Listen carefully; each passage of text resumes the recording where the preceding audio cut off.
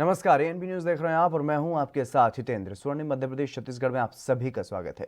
Bulletin का आगाज करेंगे, लेकिन उससे पहले रुक करेंगे इस वक्त की बड़ी खबर की ओर। इस वक्त की बड़ी खबर आपको बता दें, सुप्रीम कोर्ट के आदेश के बाद हरकत में आ गई है पंजाब सरकार।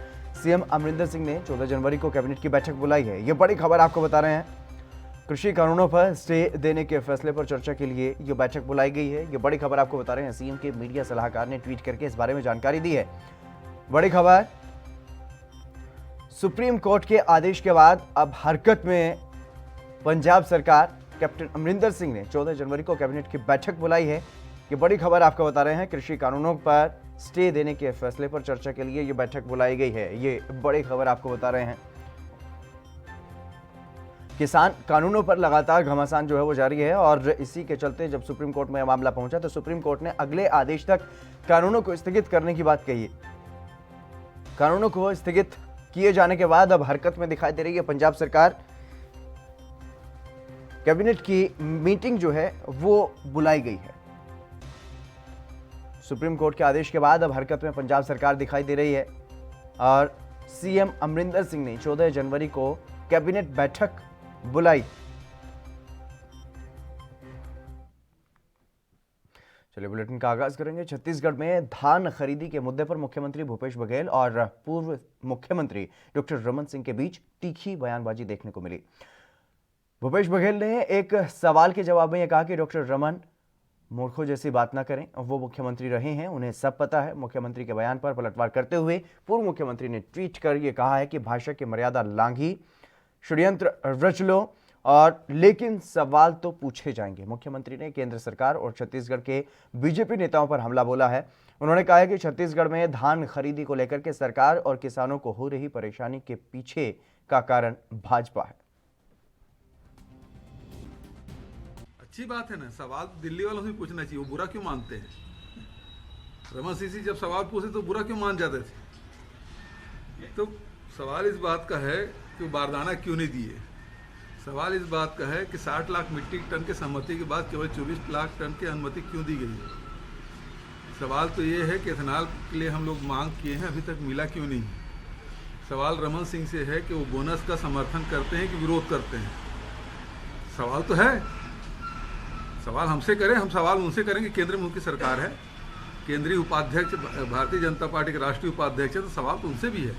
वो सवाल क्यों नहीं पूछ रहे, बारदाना क्यों नहीं आ रहा है, क्यों रोक लगाएं। छत्तीसगढ़ के किसानों को बारदाना क्यों नहीं मिलना चाहिए। रमन सिंह 15 साल रहे, युवाओं के लिए क्या किया। 15 साल 1998 के बाद तो पहली बार तो शिक्षकों की भर्ती हुई, असिस्टेंट प्रोफेसर के खाली पद थे, वो उसकी भर्ती हमने शुरू की। पुलिस की भर्ती अब शुरू करेंगे। तो और उसके बाद वो यहाँ उद्योग मत लगे तो उन्होंने बैन लगा दिया था, तो हमने शुरू की। और आज देखिए 10 राज्य हैं टॉप 10, उसमें हम भी हैं। तो हम उद्योग लगाएंगे तो लोगों को रोजगार मिलेगा कि नहीं मिलेगा। तो हम तो लगातार युवाओं के रोजगार के लिए सतत प्रयासरत हैं। वो केवल भावनात्मक बात करते हैं, उनको कोई लेना देना नहीं विवेकानंद जी से या उनके विचारों से। इसलिए लाया गया है कि यहाँ के लोगों को रोजगार मिले। यहाँ हमने इस प्रकार से पॉलिसी बनाई 2019 कि ज़्यादा से ज़्यादा उद्योगपतियों को हम आकर्षित कर सकें और हमारे विभिन्न क्षेत्र जहाँ कोई भी उद्योग नहीं लगा उन जिलों में भी उद्योग लगे। उद्योग लगेंगे तो निश्चित रूप से लोगों को रोजगार मिलेगा। देखिए दोनों अपने अपने जगह सही हैं। प्रधानमंत्री जी कह रहे हैं तो देश में यदि पहला कोरोना वैक्सीन लगे तो फिर वहीं शुरू होना चाहिए। दिल्ली में जो कितने केंद्रीय मंत्री हैं उनसे तो लोगों में विश्वास भी जगेगा, ये बात भी सही है अपनी जगह। दूसरी बात है राज्य में आए तो ठीक है, मुख्यमंत्री से लेके पूरे मंत्रिमंडल लगाए, ये जनता की डिमांड है। प्रधानमंत्री जी कह रहे हैं कि भाई पहले उन लोगों को लगना चाहिए जो कोरोना वॉरियर हैं, कोरोना से जो लड़ रहे हैं, जो हमारे स्वास्थ्य कर्मी हैं, सबसे पहले उनको लगना चाहिए। तो दोनों अपने अपनी जगह सही हैं। यदि केंद्रीय मंत्रिमंडल के लोग चाहते हैं लगाना तो बहुत ज़्यादा नहीं, 60-70 लोग हैं, लगा के उदाहरण पेश कर सकते हैं। तो ये तो भारत सरकार की जिम्मेदारी है कि विश्वसनीयता कायम रहे। और जो दरें हैं दुनिया भर में, जो दरें हैं उसमें बहुत अंतर हैं। कहीं 5,000 है, कहीं 2,000 है, कहीं 1,000 है, कहीं 700 रुपया है। तो ये जो अंतर है उसके भी क्या वो क्वालिटी में अंतर है, क्या है, तो ये सब बहुत सारे तमाम बातें हैं। लेकिन भारत छत्तीसगढ़ के मुख्यमंत्री भूपेश बघेल ने दुर्ग के निवासियों को बड़ी सौगात दी है। मुख्यमंत्री बघेल ने यह कहा है कि दुर्ग के रिसाली के निवासियों के लिए आज का दिन ऐतिहासिक रहा।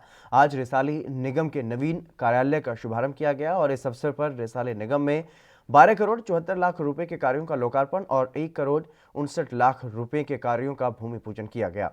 इस मौके पर राजीव गांधी आश्रय योजना और मुख्यमंत्री आबादी पट्टा योजना के हितग्राहियों को भूमि स्वामी अधिकार भी सौंपे गए।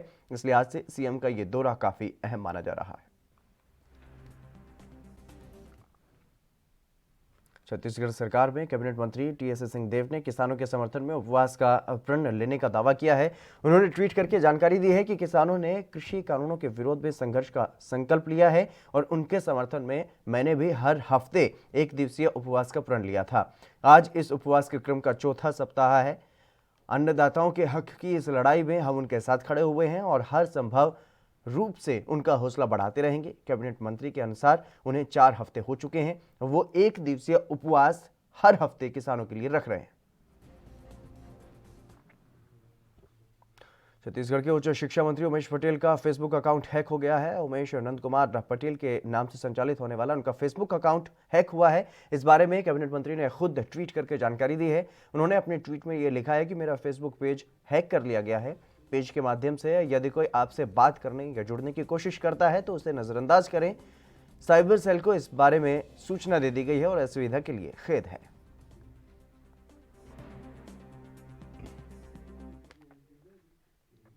छत्तीसगढ़ के बस्तर जनपद में कलेक्टर रजत बंसल ने नक्सल प्रभावित क्षेत्रों का दौरा किया है। बस्तर कलेक्टर ने एसपी और प्रशासनिक अधिकारियों के साथ नक्सल प्रभावित गांव कॉलिंग का ये दौरा किया और गांव में रात भी बिताई। इस दौरान बस्तर कलेक्टर ग्रामीण के घर पर रुके और ग्रामीण के घर में ही बना हुआ खाना भी खाया। बता दें कि इससे पहले भी बस्तर कलेक्टर ने नक्सल प्रभावित गांवों का दौरा किया और जिले के सबसे बड़े अधिकारी को अपने बीच देख करके गांव के लोग काफी उत्साहित नजर आए। ग्रामीणों ने खुलकर अपनी समस्याओं के बारे में बस्तर कलेक्टर को जानकारी दी और बस्तर कलेक्टर रजत बंसल ने यथासंभव प्रयास कर ग्रामीणों की समस्याओं को दूर करने का वादा भी किया। बता दें कि नक्सल प्रभावित क्षेत्र विकास कार्यों से अछूता रहा है और ऐसे गांवों में प्रशासनिक अधिकारियों के यहां पर आने से ग्रामीणों को उम्मीद जगी है कि अब उनके गांव का विकास होगा। सर किस तरीके का क्या कुछ मैसेज देना चाह रहे हैं?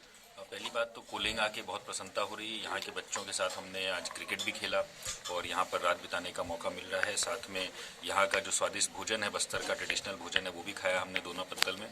बहुत अच्छा लग रहा है और जैसा कि माननीय मुख्यमंत्री महोदय की मंशा है कि जो इनएक्सेसिबल एरिया है, दूरस्थ एरिया है, वहाँ पर हमको मॉडल विलेज बनाना है और प्रशासन लोगों के घर तक पहुँचे। उसी तारतम्य में आज एसपी साहब के साथ हम लोगों का यहाँ पर आना हुआ है और आज का जो दिन है उसके बाद कल भी हम लोग यहाँ पर रहेंगे। ग्रामीणों के साथ चर्चा करके उनकी जो जो मांगे हैं, ज़रूरतें हैं, उन सभी क्षेत्रों में हम लोग काम करेंगे। यहाँ पे माहौल जो है बेहतर माहौल क्रिएट हुआ है, काफ़ी पॉजिटिव हुआ है, लोग यहाँ काफ़ी खुश हैं। यहाँ के लोगों ने भी काफ़ी सकारात्मक रूप से आगे आकर के यहाँ पे कैंप को सपोर्ट किया। यही कारण है कि यहाँ पे कैंप खोल पाए हैं। और जो लोग बाहर ऐसा सोचते हैं कि ग्रामीण जो है नहीं चाहते हैं विकास और वो कैंप का विरोध करते हैं, ऐसा कुछ भी नहीं है। उन्होंने आगे बढ़ के कैंप को बनाने में, कैंप को विकसित करने में काफ़ी ज़्यादा मदद किया। यही कारण है कि कैंप भी काफ़ी अच्छे ढंग से यहाँ पे कार्रवाई कर रही है। और हमारा मकसद यही है कि जो चूँकि यहाँ से उड़ीसा लगा हुआ है और काफ़ी सारे ऐसे एरिया है जो जहाँ पे अभी भी अपने को आगे बढ़ने की आवश्यकता है, उन सब जगहों में किस प्रकार से सुरक्षा दिया जाए, किस प्रकार से आगे हम बढ़े, उसके संबंध। थाली बजाओ सरकार जगाओ, ये अभियान कांग्रेस ने चलाया। किसान आंदोलन के समर्थन में छत्तीसगढ़ के जगदलपुर में भी कांग्रेस कार्यकर्ताओं ने जोरदार विरोध प्रदर्शन किया। केंद्र की मोदी सरकार पर कांग्रेस ने कई गंभीर आरोप लगाए और कांग्रेस कार्यकर्ताओं ने नारे लगाए कि किसान किसी से भीख नहीं मांग रहे हैं, वो अपना हक मांग रहे हैं। साथ ही छत्तीसगढ़ में ज़्यादा से ज़्यादा धान खरीदी और बारदाना उपलब्ध कराए जाने की मांग भी की गई, जिसे लेकर के मोदी सरकार के खिलाफ जिला युवा कांग्रेस ने जमकर विरोध प्रदर्शन किया।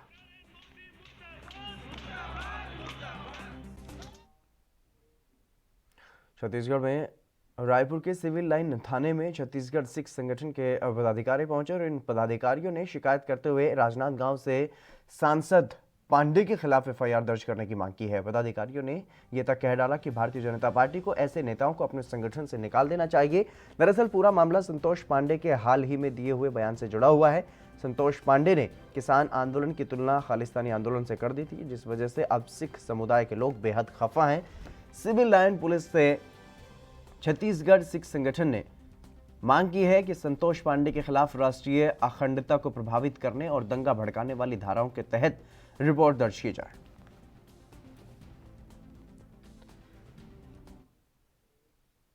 छत्तीसगढ़ के नारायणपुर में अबू झमाड़ ओरछा के बटुमपारा मुख्य मार्ग में नक्सलियों ने आईईडी ब्लास्ट कर जवानों को नुकसान पहुंचाया है।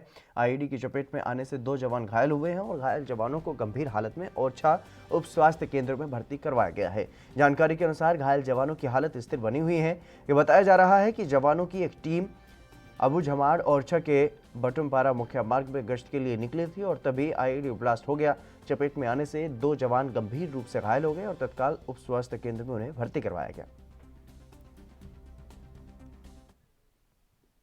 छत्तीसगढ़ के बस्तर रेंज में चलाए जा रहे माओवादी उन्मूलन अभियान के तहत बासागुड़ा जगरगुंडा एरिया कमेटी के 3 माओवादियों ने आत्मसमर्पण कर दिया है और इस दौरान उप महानिरीक्षक केंद्रीय रिजर्व पुलिस के अधिकारी और पुलिस अधीक्षक बीजापुर समेत कई अधिकारी मौजूद रहे। बता दें कि ये तीनों माओवादी तमाम घटनाओं में शामिल रहे हैं और लेकिन माओवादियों की जीवन शैली से परेशान होकर के और सरकार की पुनर्वास नीति से प्रभावित होकर के उन्होंने आत्मसमर्पण किया। 3 नक्सली जो जिनके नाम आलम बामू, मोड़ियप सुंदर, मोटू मड़कम, इन्होंने आत्मसमर्पण किया है। ये लोग आज मुख्य धारा में शामिल हुए हैं। नक्सली की जो खोखली विचारधारा को छोड़ के आज ये मुख्य धारा में शामिल होके छत्तीसगढ़ में कांग्रेस ने बीजेपी के खिलाफ मोर्चा खोल दिया है। केंद्र सरकार के 3 कृषि संबंधी कानूनों के विरोध और धान खरीदी में अड़चनों से आक्रोशित युवा कांग्रेस ने प्रदर्शन कर मोदी सरकार के खिलाफ हल्ला बोला। प्रदेश भर में युवा कांग्रेस ने भाजपा के सांसदों के खिलाफ विरोध प्रदर्शन किया और सुबह ही ट्वीट करके ये आह्वान किया गया था कि आज युवा दिवस के दिन बीजेपी सांसदों का घेराव किया जाएगा और थाली बजाकर सरकार को जगाने की कोशिश की जाएगी। वहीं रायपुर में बीजेपी के प्रदेश कार्यालय एकात्म परिसर के घेराव की भी कोशिश की गई, लेकिन पुलिस ने कार्यालय पहुंचने से पहले ही प्रदर्शनकारियों को रोक लिया।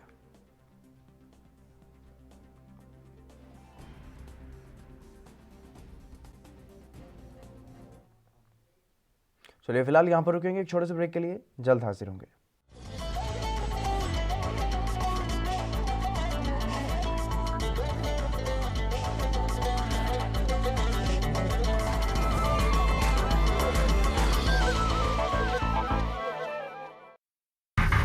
ਸਾਲ 2020 ਚ ਕੋਰੋਨਾ ਵਾਇਰਸ ਮਹਾਮਾਰੀ ਨੇ ਆਪਣੇ ਪੈਰ ਪਸਾਰੇ ਤੇ ਲੋਕਾਂ ਦੀ ਜ਼ਿੰਦਗੀ ਨੂੰ ਪ੍ਰਭਾਵਿਤ ਕੀਤਾ, ਪਰ ਪੰਜਾਬ ਸਰਕਾਰ ਨੇ ਕੋਰੋਨਾ ਵਾਇਰਸ ਖਿਲਾਫ ਲੜਾਈ ਵਿੱਢੀ ਤੇ ਪੰਜਾਬੀਆਂ ਦੇ ਸਾਥ ਨਾਲ ਇਸ ਨੂੰ ਲੜਿਆ। ਹਸਪਤਾਲਾਂ 'ਚ 16000 ਬੈੱਡਾਂ ਦਾ ਇੰਤਜ਼ਾਮ ਕੀਤਾ, ਸਾਰੇ ਜ਼ਿਲ੍ਹਿਆਂ 'ਚ ਆਕਸੀਜਨ ਦਾ ਇੰਤਜ਼ਾਮ ਕੀਤਾ, ਆਕਸੀਮੀਟਰ ਸਮੇਤ 50000 ਕੋਰੋਨਾ ਫਤਿਹ ਕਿੱਟਾਂ ਲੋਕਾਂ ਨੂੰ ਮੁਫਤ 'ਚ ਦਿੱਤੀਆਂ। कोरोना महामारी खिलाफ साडी हिम्मत बरकरार, लोकां दी सरकार पंजाब सरकार।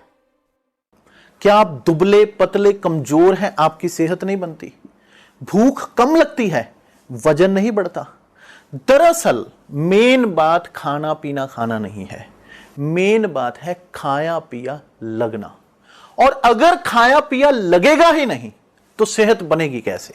इसलिए हमारी संस्था सन्यासी आयुर्वेदा ने एक ऐसी दवा बनाई है जो कि आपके पाचन तंत्र को, आपके लीवर सिस्टम को ठीक करने का काम करती है, ताकि आप जो भी खाएं उसका पूरे का पूरा निचोड़ आपके शरीर को लगे, आपकी भूख बढ़े, खाया पिया सही से लगे, नया खून बने, हड्डियों में जान आए, वजन बढ़े, ताकत बढ़े, चेहरे पर नूर आए और आप मोटे तगड़े खूबसूरत पर्सनैलिटी के मालिक बन जाएं।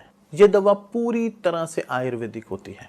इसका शरीर पर कोई भी साइड इफेक्ट, कोई भी नुकसान या दुष्प्रभाव नहीं होता।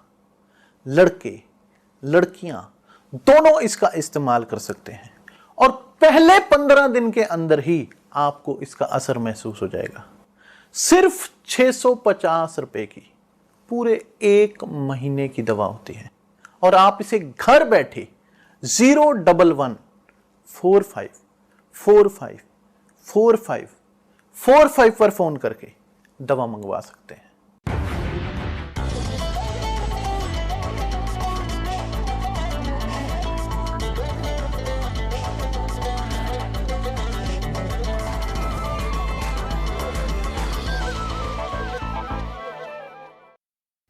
ब्रेक के बाद एक बार फिर से आप सभी का स्वागत है। खबरों में आगे बढ़ेंगे। मध्य प्रदेश के रीवा जिले में एक 45 साल की विधवा के साथ गैंगरेप की वारदात को अंजाम दिया गया था। वारदात को लेकर के लोग गुस्से में हैं और आरोपियों को फांसी की सजा देने की मांग भी कर रहे हैं।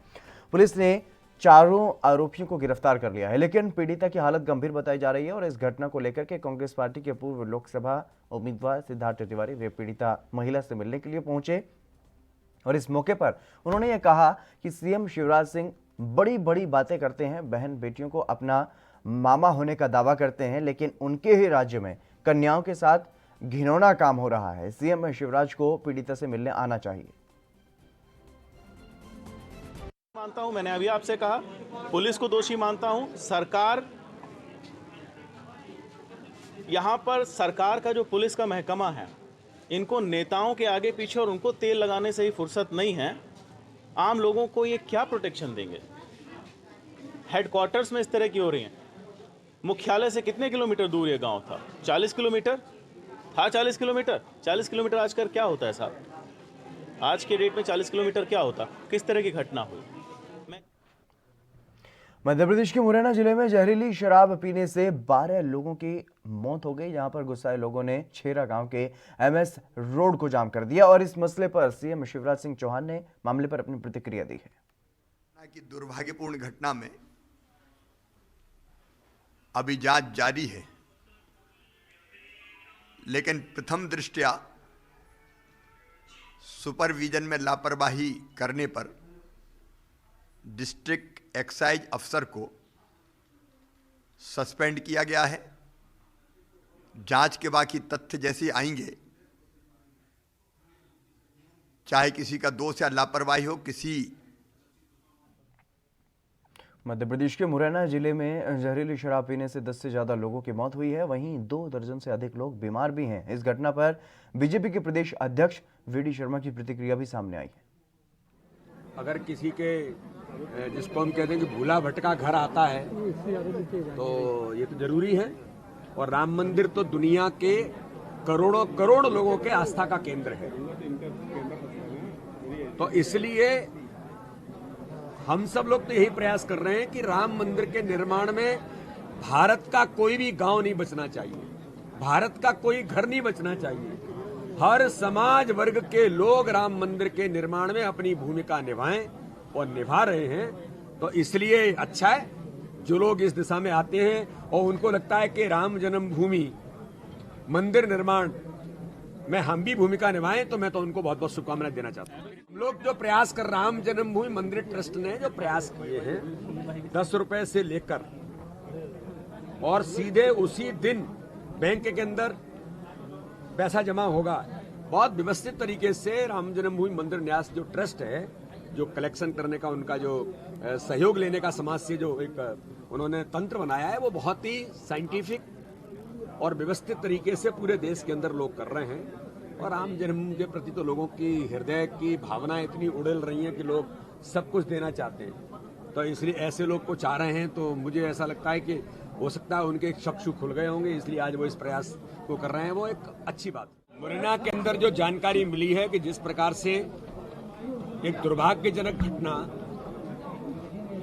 अवैध शराब के कारण से जो मीडिया के मित्रों के माध्यम से जानकारी आई है, ये अत्यंत दुखद घटना है। मैं उन सब परिवारों के प्रति अपनी श्रद्धांजलि भी व्यक्त करता हूं और मैं मध्य प्रदेश के अपने यशस्वी मुख्यमंत्री, मध्य प्रदेश की सरकार से हम आह्वान करते हैं कि जिस प्रकार मध्य प्रदेश के इंदौर में प्रॉपर्टी और टायर कारोबारी अनिल धाकड़ के विभिन्न ठिकानों पर इनकम टैक्स डिपार्टमेंट की टीम ने छापे मारे। लग्जरी गाड़ियों में सवार इनकम टैक्स डिपार्टमेंट की टीम इंदौर के पौष इलाके टेलीफोन नगर में स्थित धाकड़ के आलीशान बंगले में दाखिल हुई और इसके साथ ही उनके दफ्तर और अन्य ठिकानों पर भी आयकर की टीम सर्वे की कार्रवाई करती रही। हालांकि पूछताछ में अधिकारियों ने इस बारे में कोई जानकारी नहीं दी। अनुमान है कि धाकड़ ने अपने विभिन्न कारोबार में बड़ी कर चोरी की है और यही वजह है कि शिकायत मिलने के बाद उसके दस्तावेजी कार्रवाई पूरी कर उसकी पुष्टि होने के बाद ही आयकर की टीम ने मंगलवार को धाकड़ के विभिन्न ठिकानों पर छापा मारा है और यह कार्रवाई लंबी चलने की आशंका जताई जा रही है। उसके बाद स्थिति जो है वो स्पष्ट हो पाएगी कि धाकड़ ने अपने विभिन्न कारोबार में काम के दौरान कितनी टैक्स की चोरी की है। और बिल्डर अनिल धाकड़ के पोश इलाके टेलीफोन नगर और साकेत में आलीशान बंगले हैं। टेलीफोन नगर में धाकड़ के बेटे अंशुल धाकड़ रहते हैं और अनिल धाकड़ भी यहाँ पर आते जाते रहते हैं। वो कुछ समय पहले ही साकेत स्थित बंगले में शिफ्ट हुए हैं।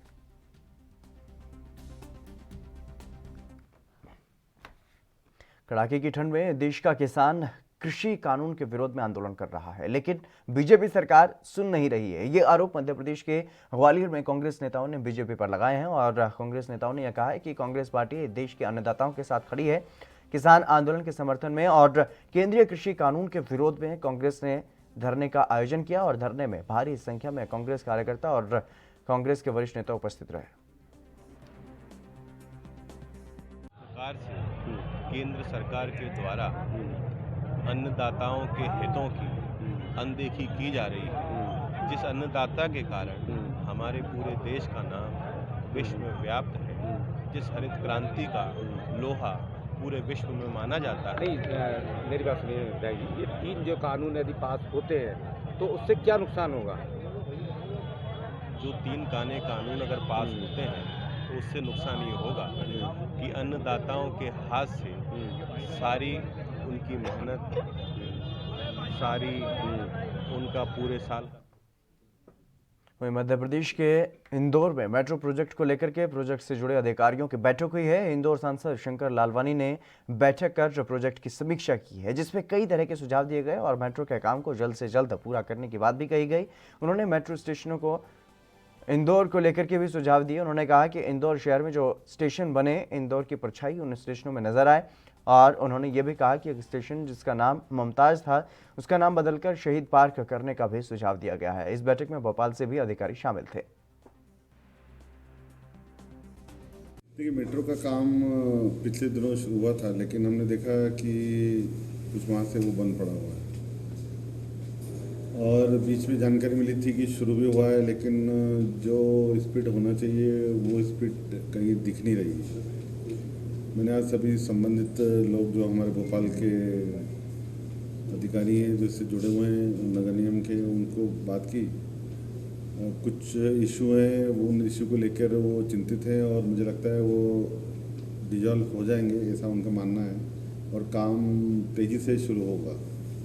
जो मध्य प्रदेश के इंदौर के खजराना थाना पुलिस ने चरस के साथ 3 तस्करों को गिरफ्तार कर लिया है और आरोपियों से 345 ग्राम चरस भी बरामद की गई है।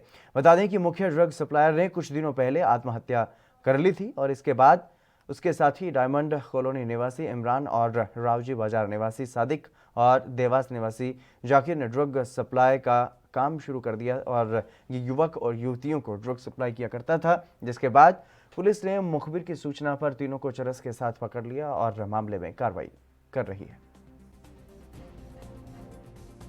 उनसे इनका कोई कनेक्शन नहीं है, ये एकदम सेपरेट केस है और सेपरेट गैंग है। लेकिन हम लोग पहले से ही जितने भी इस तरीके की चीज़ें गतिविधियां चल रही थी इंदौर शहर में, तो मुख्यमंत्री के निर्देशों के पालन में हमने सभी थानों को कार्रवाई करने के लिए। मध्य प्रदेश के शिवपुरी के पिछौर विधानसभा में किसानों ने कृषि उपज मंडी प्रांगण से बैलगाड़ी के साथ रैली निकाली और मध्य प्रदेश में किसानों पर हो रहे अत्याचार को रोकने और कृषि कानून में सुधार कराने के लिए किसानों ने अपनी बात रख करके एसडीएम को मुख्यमंत्री के नाम ज्ञापन सौंपा। बता दें कि किसानों की मांग है कि गांव में किसान समस्या निवारण कैंप लगाया जाए, जिससे समस्त मैदानी कर्मचारी उपस्थित रहें और साथ ही नहर परियोजना में चल रहे भ्रष्टाचार की जांच भी की जाए और दोषियों को सजा दी जाए। बता दें कि किसानों ने इसी के साथ और भी मांगों को लेकर के एसडीएम को अवगत करवाया है। सर, आज किसानों का प्रदर्शन था, उसके बारे में आपका क्या कहना है? किस मांगों को लेकर प्रदर्शन किसानों ने किया है? किसानों के द्वारा कुछ चिन्हित मांगे थी, जिसमें राजस्व विभाग के अंतर्गत जो मांग थी नामांतरण, बंटवारे, सीमांकन, तो इसके लिए तो निरंतर ये काम राजस्व विभाग का पटवारियों के माध्यम से तहसील स्तर पे यदि विवादित नामांतरण है तो उनका निराकरण सतत और निरंतर रूप से समयावधि में किया जा रहा है। दूसरे विभागों की उनकी जो मांग थी एमपीबी से संबंधित बिजली प्रदाय करने की, भू अर्जन से संबंधित जो सिंचाई विभाग के अधिकारियों की कुछ शिकायतें थी, इसी के साथ साथ फॉरेस्ट की थी कुछ और कुछ बैंकिंग विभाग के संबंधित थी। इन संबंधित विभागों की कार्रवाई के लिए या इन सब विभागों के लिए माननीय कलेक्टर महोदय के माध्यम से ज्ञापन हमने। चलिए इस बुलेटिन में बस इतना ही। आप बने रहिए एएनबी न्यूज के साथ।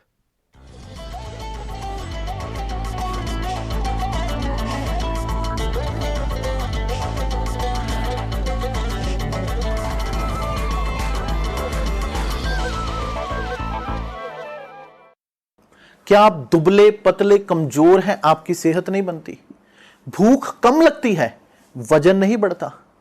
दरअसल मेन बात खाना पीना खाना नहीं है, मेन बात है खाया पिया लगना। और अगर खाया पिया लगेगा ही नहीं तो सेहत बनेगी कैसे? इसलिए हमारी संस्था सन्यासी आयुर्वेदा ने एक ऐसी